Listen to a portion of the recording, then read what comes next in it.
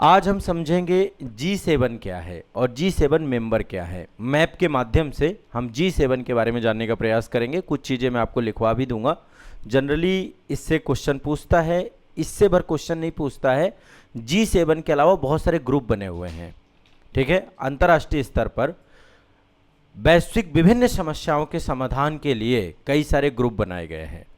जैसे कि एक G20 है। G20 देखा जाए तो एक आर्थिक ग्रुप है आपका, अर्थव्यवस्थाएं उसमें भी हैं, विकासशील और विकसित अर्थव्यवस्थाएं दोनों मिलकर बनी हुई हैं।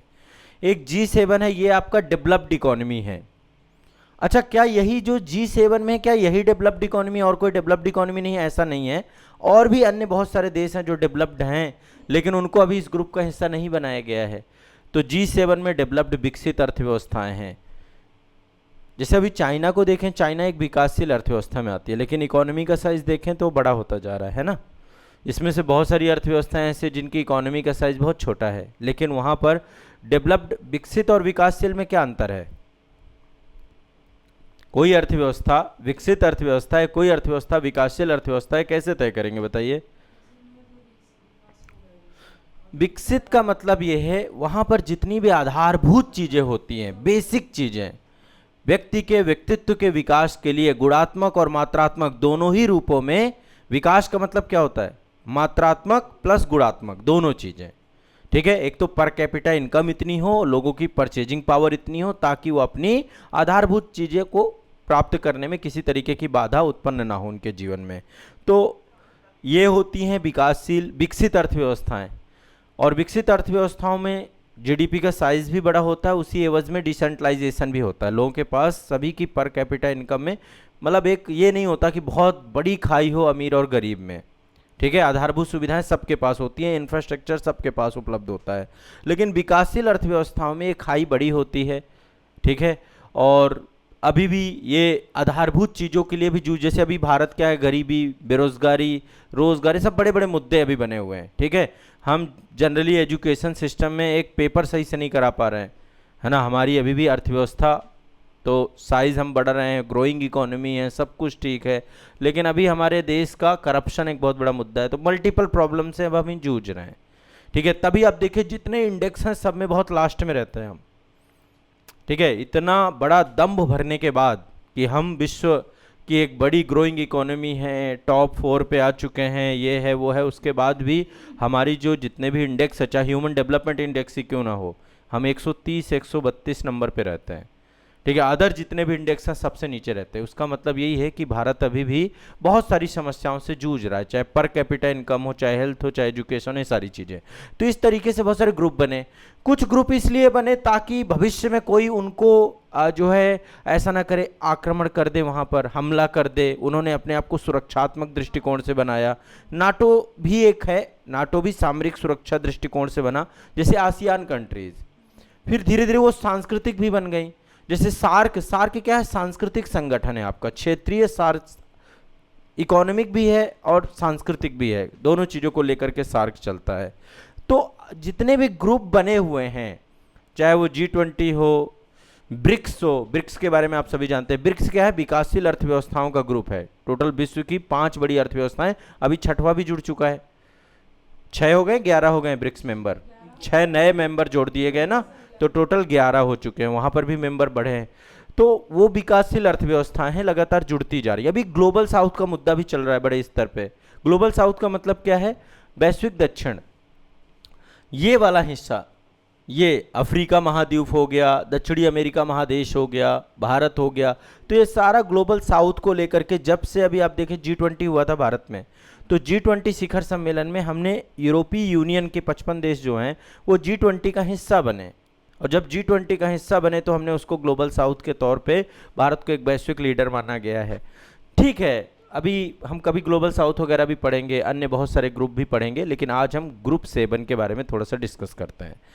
तो 7 का समूह, ग्रुप 7। पहले ग्रुप 8 हुआ करता था, 2014 में क्रीमिया को इन्वेड कर लिया। क्रीमिया एक छोटा सा क्षेत्र है, यहाँ पर है क्रीमिया। ये आप देखिए, ये आपका कैस्पियन सागर, यहाँ पे काला सागर है। काला सागर में यहाँ पे देखिए ये यूक्रेन है। यूक्रेन के पास यहाँ एक छोटा सा प्रायद्वीप है जिसका नाम है क्रीमिया, ठीक है। तो तो क्रीमिया को इन्वेड किसने किया? रशिया को। तो रशिया को हटा दिया इन लोगों ने रशिया से, फिर ये ग्रुप 7 बन गया आपका। तो यदि हम इसे परिभाषित करना चाहें तो ये क्या है? ग्रुप 7 दुनिया की 7 सबसे उन्नत और औद्योगिक रूप से, तकनीकी रूप से, वैज्ञानिक रूप से विकसित अर्थव्यवस्थाओं का एक औपचारिक संगठन है। हर साल ये लोग बैठक करते हैं, विश्व की विभिन्न समस्याओं पे बातचीत करते हैं। फिर आप कहेंगे सर विकसित अर्थव्यवस्थाओं का संगठन है तो फिर भारत क्यों पहुंच गया, है ना?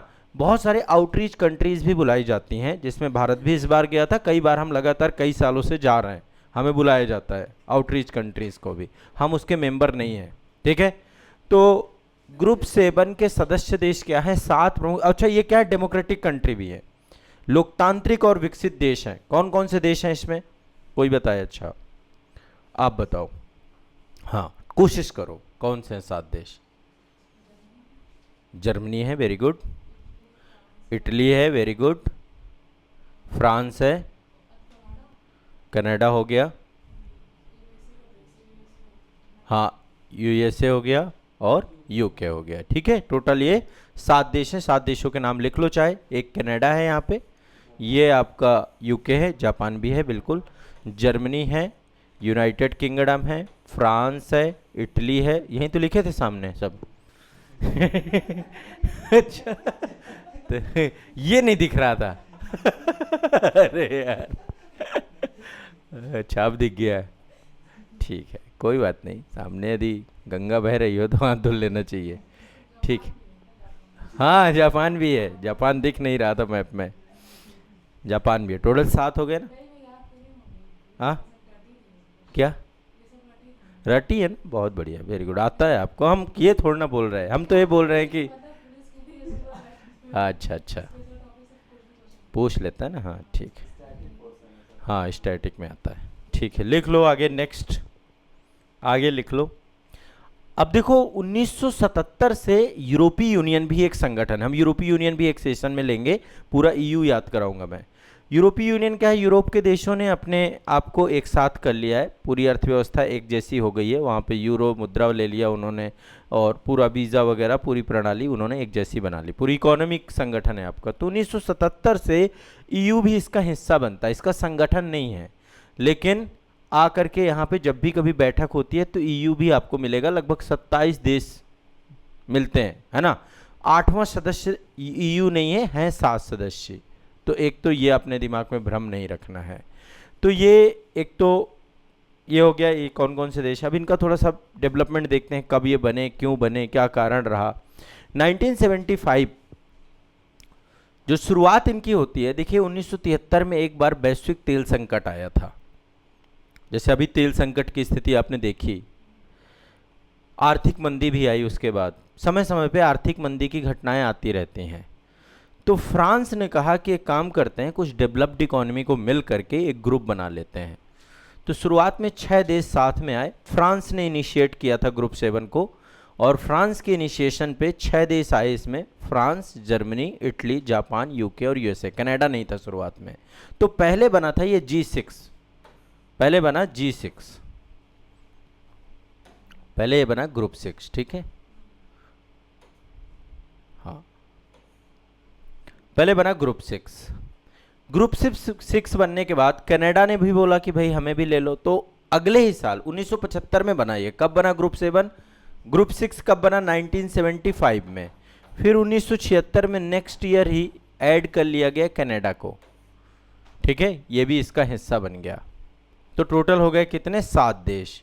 इसके बाद फिर बात आई कि रसिया को भी इसका हिस्सा बनाया जाए। रसिया को बहुत बाद में बनाया गया, क्योंकि आप सभी जानते होंगे पहले यूएसएसआर वाला मुद्दा चलता था। रसिया एक क्षेत्र नहीं था, रसिया में टोटल 15 देश जुड़े हुए थे, 15 देशों का संघ होता था जिसे हम सोवियत यूनियन कहते थे।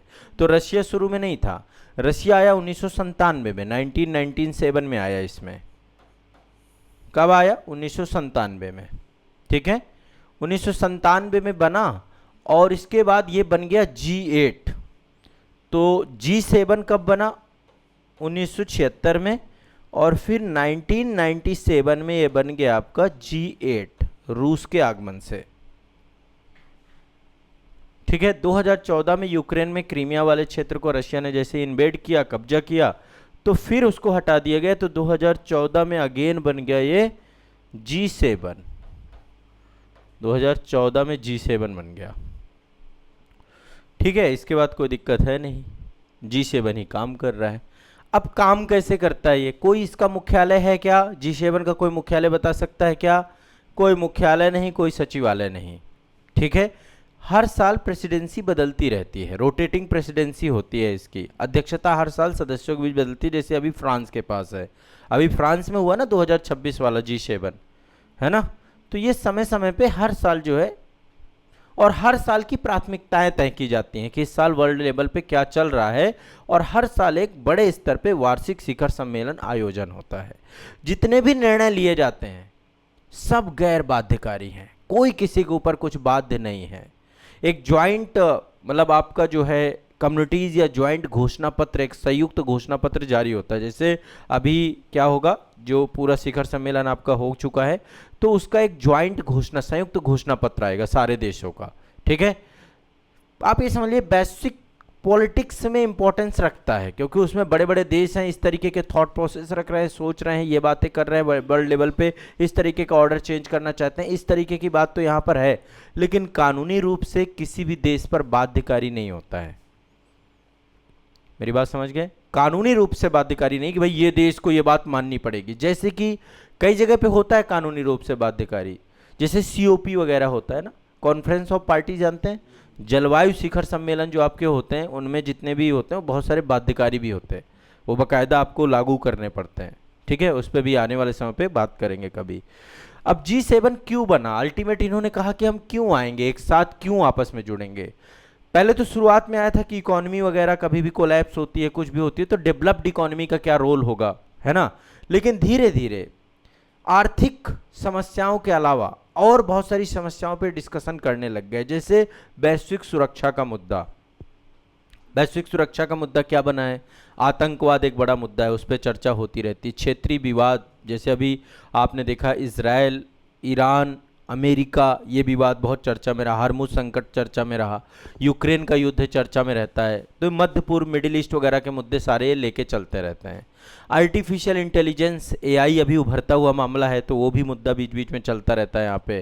क्वांटम कंप्यूटिंग की बात चल रही है, नई तकनीकें जो आ रही हैं, नवाचार हो रहा है, उनको लेकर के बहुत सारे मुद्दे हैं। अभी मैं 2026 में जो G7 शिखर सम्मेलन हुआ, या फिर मैं आपका जो है अपडेशन कराऊंगा, तो उसमें बताऊंगा क्या क्या मुद्दे बात हुई, तो आपको एजेंडा पता चलेगा कि क्या एजेंडा है। अभी आप लोग को क्या चाहिए कि जो भी कोई एक अच्छा आर्टिकल आ रहा हो, उस आर्टिकल को आपको पढ़ना चाहिए कि एक्चुअल में G7 कंट्रीज़ किस तरीके से काम करते हैं। वैसे मैं करंट वाले सेगमेंट पे पूरा एक G7 का पूरा जितना एजेंडा है, अभी हमारे प्रधानमंत्री जी भी हैं, तो अभी राष्ट्रपति अमेरिका में भी, अमेरिकी राष्ट्रपति से भी मुलाकात हुई है, बहुत सारी उपलब्धियां लेकर के भारत वो वापस लौटते हैं, उन सब मुद्दों पे हमारी बात होगी।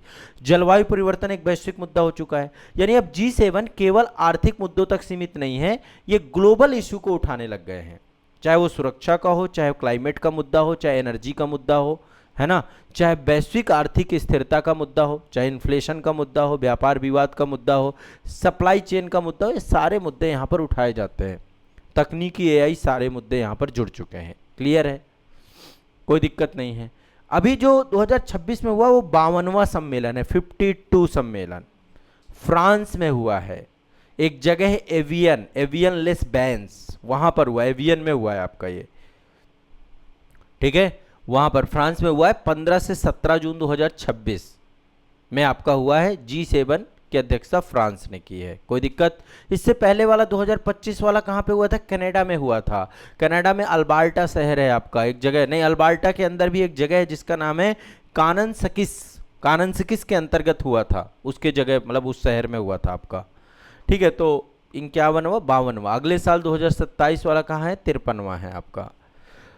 भारत क्यों आता जाता रहता है, भारत कोई स्थायी सदस्य देश नहीं है, मूल रूप से विकसित देशों के मंच के तौर पे G7 जानते हैं, लेकिन वैश्विक स्तर पर भारत की इकोनॉमी बहुत मजबूत है। भारत एक बहुत बड़ी मार्केट है, बाजार है।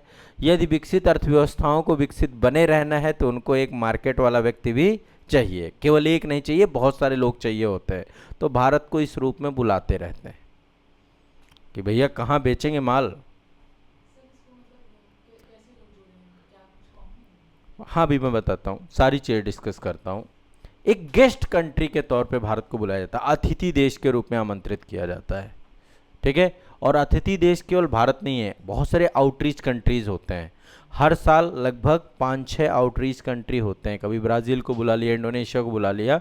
तो आउटरीच कंट्री में भारत अभी कंटिन्यूअस रहता है। वो इसलिए बुलाए जाते हैं ताकि वो भी बैठ करके वैश्विक मुद्दों पे बातचीत कर सकें और उन मुद्दों का हिस्सा बन सकें। ठीक है, एक प्रॉपर एक मीटिंग होती है जिस मीटिंग में सारे राष्ट्राध्यक्ष बैठ करके उन मुद्दों को सुलझाते हैं। ठीक है, तो ये पूरा मैटर है। अब ये करंट वाले सेगमेंट पे क्या क्या इंडिया के मतलब गए हम, क्या हासिल हुआ, बहुत सारी द्विपक्षीय वार्ताएं भी हुई हैं, उन सब मुद्दों पे हमारा डिटेल में बात होगा। जनरली इतना ही आपको G7 के बारे में जानना है। इतिहास मैंने बता दिया, क्या उद्देश्य था, पर्पस था ये बता दिया, कब बना, क्यों बना ये भी बता दिया। कोई दिक्कत? ठीक है, ऐसे करके हम बहुत सारे जितने भी ग्रुप हैं, इंपॉर्टेंट ग्रुप हैं, जो एग्ज़ाम ओरिएंटेड ग्रुप हैं, वो मैं एक एक करके आपको कंप्लीट करा दूंगा। इनफैक्ट सोवियत यूनियन भी हम डिस्कस करेंगे आने वाले समय पे। ठीक है, चलिए।